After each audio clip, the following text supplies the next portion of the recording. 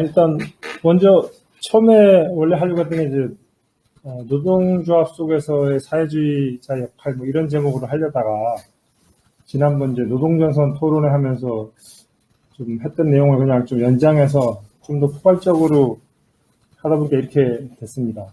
좀 이해해 주시면 될 것 같고요.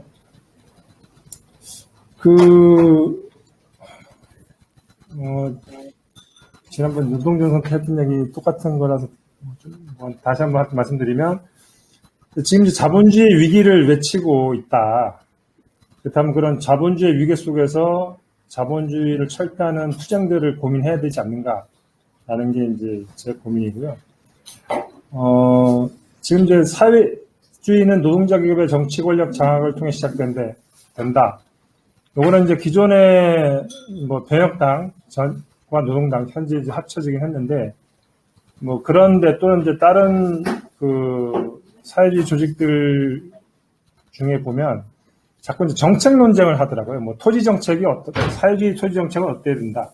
뭐 무슨 정책은, 부동산 정책은 어때야 된다. 이런 얘기를 하는데, 저는 그런 정책을 논하기 이전에 권력을 어떻게 잡을 것인가가 되게 중요하다. 결국 이제 정치 권력을 잡아야지만 무슨 정책을 펼 수 있는 거잖아요. 근데 그런 정치 권력을 어떻게 잡을 것인가에 대한 논의 없이 사회주의 정책이라는 논의를 하는 것은, 그것은 어떻게 보면 그걸 통해서 그것을 사람들이 알리고 그러한 지지를 모으고 결국은 뭐 표를 모아서 의회에 진출하는 것 아닌가, 결과적으로.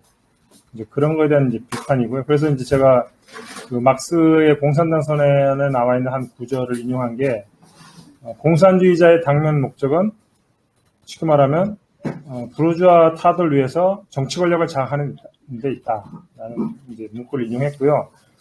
정책은 그 당시에도 그 막스가 이제 몇 가지 사례를 들어줘. 만약 정치 권력을 잡았을 경우에 이런 것을 할 수 있을 것이다라고 이렇게 쭉 해놓은 게 있는데, 그 중에는 뭐 아직도 이게 안 되는 것도 있지만, 뭐 대표적으로 이제 무상교육 이런 것들은 지금도 다 자본주의 국가임에도 불구하고 시행되는 것들이다.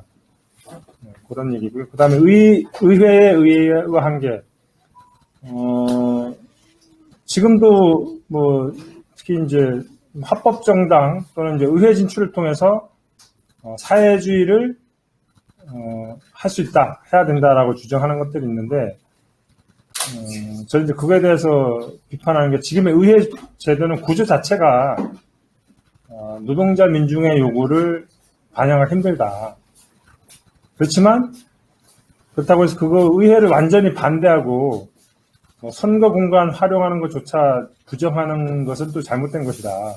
왜냐하면 특히 이제 지금의 선거제도는 형식적으로 모든 국민이 투표를 하거든요. 그러다 보니까 당연히 일반 노동자들이 이것을 통해서 자기의 어떤 그 권리를 주장하고 그런 것들이 모여서 자신들의 요구를 관철시킬 수 있다는 환상을 심어줄 수 있습니다. 그런 환상은 우리가 이렇게 뭐 만나서 학습하고 이런 쪽으로 하는 것은 그냥 몇몇 소수한테는 가능하지만, 대중적인 어떤 그 의식의 변화는 그런 식으로 되는 게 아니라 그 투쟁의 경험 속에서 가능하다. 그래서 우리가 이제 선전선동, 사회주의적 선전선동은 투쟁의 공간에서 하는 것이지, 지나가는 시민들 대상으로 해서 하는 것은 안 된다고 보거든요. 한계가 있다고 보거든요. 일부 뭐 조직엔 그런 것도 있더라고요. 그냥 뭐 지나가는 시민들 대상으로 해서 맨날 무슨 이렇게 뭐 하는 거를 하기도 하고 그거 필요하다고 하는 조직도 있는데, 그거는 제가 볼 때는 뭐 이런 대중의 의식이 어떻게 변화 발전하는가, 바로 투쟁의 과정 속에서, 투쟁 속에서 변화 발전할 수 있다는 것에 대한 좀 무지 내지는 오해가 아닌가라는 생각을 합니다. 그래서 이제 그런 새로운 어떤 노동자 권력 형태는 무엇인가? 그게 이제 뭐 대표적으로 이제 러시아의 혁명의 과정에서 발생한 이제 소비에트라고 봅니다. 소비에트는 이제 1905년에 처음 생겼는데, 처음에는 그냥 어떤 공장 투쟁, 또 현장 지역 투쟁을 이끄는 투쟁 조직, 투쟁 기구로서 이제 발생을 한 거죠. 근데 그게 이제 17년 2월 혁명 때 이제 엄청나게 성장하면서 노동자 병사 소비에트가 되면서 어떤 이제 굉장히 큰 거대한 힘을 갖게 됐고, 그런 힘을 인식한 레닌이 이제 4월 태제를 발표하면서 모든 권력을 소비에트로라고 주장하면서 이제 그거에 대한 열심히 선전운동을 했죠. 그리고 이제 그 소비에트가 이제 그전에는 계속 그 맨셔비키가 다수였습니다. 근데 레닌과 그 볼셰비키의 노력으로 이제 다수가 되면서 이제 사회주의 혁명을 성공했고, 그럼에도 불구하고 이제 또 그 재헌의회를 실시했는데 그건 뭐냐면 그 당시에도 아직까지도 재헌의회에 대한 환상들이 있었다는 거죠. 근데 결과적으로 그 재헌의회가 이제 볼셰비키가 제안한, 아니 소비에트가 제안한 피착지 근로인민의 권리선이라는 것들을 이제 거부하면서 진정한 우리 노동자 민중의 어떤 요구를 대변할 수 있는 조직이 아니다라고 이제 그 해산을 시켰습니다. 그런 이제 내용들이 쭉 있고요. 저는 이제 우리나라의 사례를, 그럼 우리나라 속에서, 우리나라 현실 속에서 어떻게 이제 혁명의 전망들을 밝힐 것인가, 아직 깊은 고민은 안 했는데, 그냥 지금까지 고민한 걸 잠깐 정리하면, 우리나라 같은 경우 이제 뭐 과거 계속 어떤 노동자 투쟁을 조직하기 위한 노력도 있었지만, 87년 6월 항쟁 이후에 789 노동자 대투쟁을 통해서 엄청난 민주노조 운동이 확산되었다. 근데 그때는 이제 노동자들의 요구가 민주노조라는 틀, 그러니까 노동조합, 그러니까 자본주의 사회에서 노동조합이라는 틀로, 자신들의 요구를 표현하고 쟁취하려고 했던 거죠. 그러면서 엄청나게 뭐 전랩도 생기고, 이후에 이제 민주노총으로 전환되고 이런 과정들이 있었다. 굉장히 큰 어떤 발전들이 있었는데,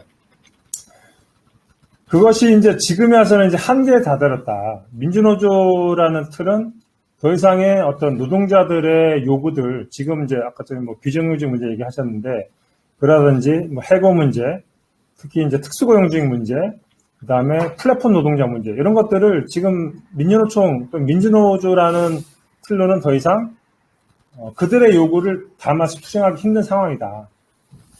그렇기 때문에 더 이상 저는 이제 민주노조, 다시 말하면 노동조합 투쟁은 한계가 다다랐다. 그러면 이것은 뭐냐면 직접적인 자본주의 철폐 투쟁으로 가야 된다. 그런 이제 얘기를 한 거, 그런 얘기를 하는 거고, 지금의 이제 좌파들이 아직도 민주노조라는 슬로건을 가지고 투쟁하는 것이 저는 좀 한계가 아닌가라는 제 문제의식입니다.